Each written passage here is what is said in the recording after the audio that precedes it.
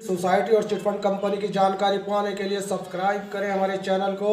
साथ के साथ हमारी बेल आइकन का बटन दबाएं ताकि हमारे द्वारा बनाई गई हर एक लेटेस्ट वीडियो पहुंचे सबसे पहले आपके पास। तो चलिए दोस्तों, चलते हैं न्यूज़ की ओर कि आज की बड़ी खबर क्या है।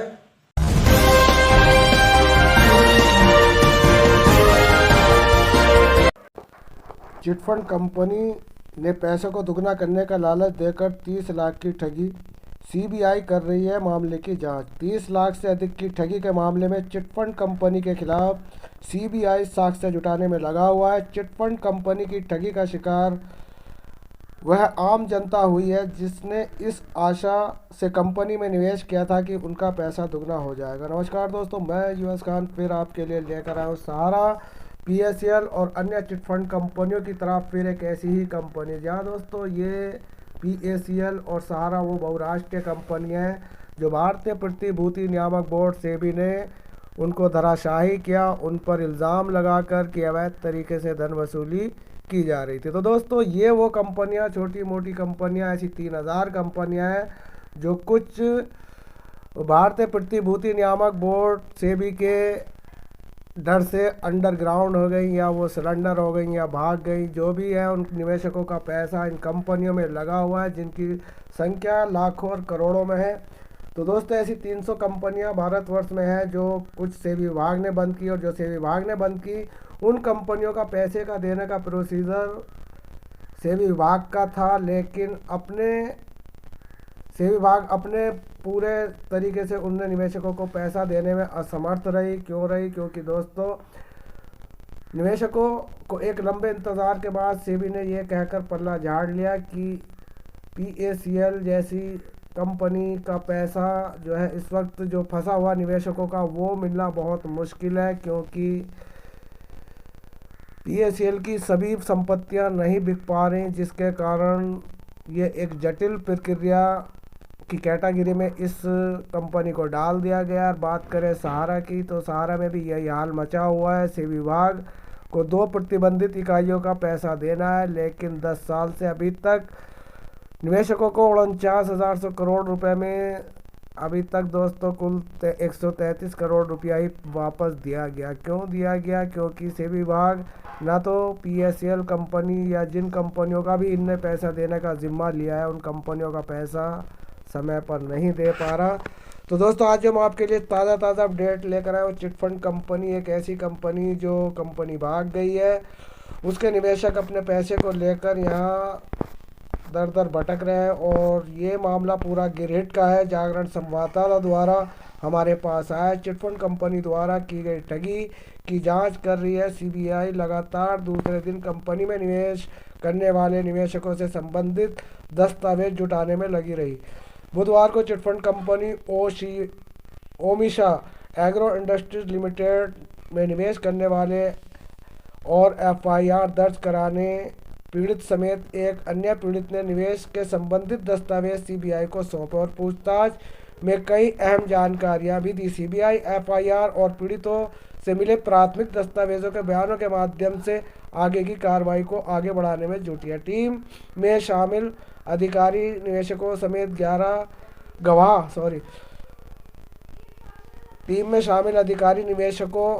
गवाह और एफआईआर दर्ज कराने वालों के घरों पर भी पहुंचकर मामले की तह तक पहुंचने की साक्ष्य को इकट्ठा करने में जुटे हैं। 20 निवेशकों से हुई 30 लाख की ठगी। Chit fund company Omisha agro industries limited का कार्यालय खुलने के बाद राशि दुगना करने के प्रलोभन में आकर पीड़ितों ने अपनी गाड़ी कमाई को निवेश किया था। इसमें शहर से लेकर गांव तक के करीब 20 निवेशक शामिल है। चिटफंड कंपनी में आरडी फिक्स और अन्य मदों के करीब 30 लाख रुपये जमा थे। इनमें एक ही परिवार के करीब 7 सदस्य शामिल हैं। मां की सेवानिवृत्ति का पैसा जमा है। चिटफंड कंपनी मकतपुर के पिंटू मुखर्जी ने भी अपने परिवार अन्य सदस्यों के साथ रकम जमा की थी। पिंटू ही इस कंपनी को यहाँ खुलवाने में सहयोग किया था। इसके बाद वह अपने परिवार को कुछ सदस्यों के साथ इसमें करीब 5 लाख रुपए जमा किया था। पिंटू ने बताया कि उसकी मां की निजी संस्था में नौकरी करती थी। सेवानिवृत्ति के बाद मिली कुछ राशि इसने आरडी और फिक्स कर दिया, यानी कि आरडी खाते और फिक्स खाते एक मुश्त खाता यहाँ पर चलाया। पिंटू ने ही FIR दर्ज कराते हुए कार्रवाई की गुहार लगाई थी। तो दोस्तों, विश्वास एक ऐसी चीज़ है जिस विश्वास से पिंटू इस कंपनी के ऑफिस को यहाँ पर लाए और उसमें विश्वास दिखाने के लिए, यानी कि लोगों को अपना विश्वास दिखाने के लिए कि ये मैं अपना पैसा जमा कर रहा हूँ। तो दोस्तों, एक सीधा साधा पिंटू अपना पैसा और अपनी माता जी का पैसा, जो कि उनके बुढ़ापे की सेवानिवृत्ति की कमाई थी, वो भी इसमें लगाकर गंवा चुके। और जितने इलाके के लोग हैं, जो यहाँ पर सर्वे किया गया 30 लोगों पर, उनके यहाँ पर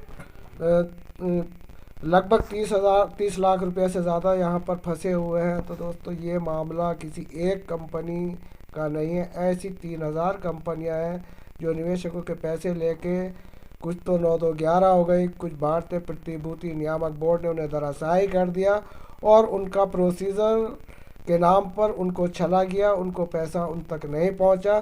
तो दोस्तों, ये मामला वो है कि खरबूजे पर अगर चूरी गिरती है तो, यानी कि निवेशक एक खरबूजा बना हुआ है तो छुरी का तो नाश नहीं होता, यानी कि सरकार के ऊपर तो कोई फ़र्क नहीं पड़ता, पड़ता है निवेशक के पास।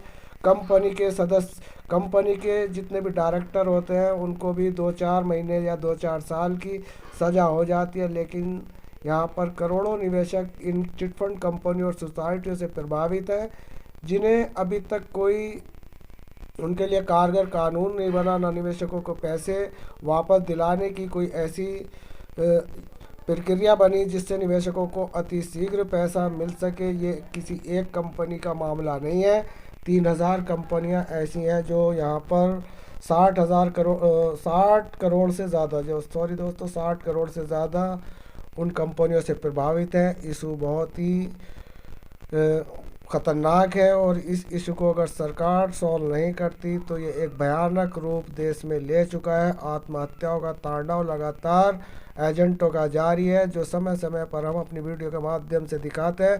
तो दोस्तों, ये थी PACL, सहारा और अन्य चिटफंड कंपनियों की तरह एक ऐसी कंपनी जो अभी अभी यहाँ पर भागी है और निवेशकों का पैसा यहाँ पर लूट कर भाग गई।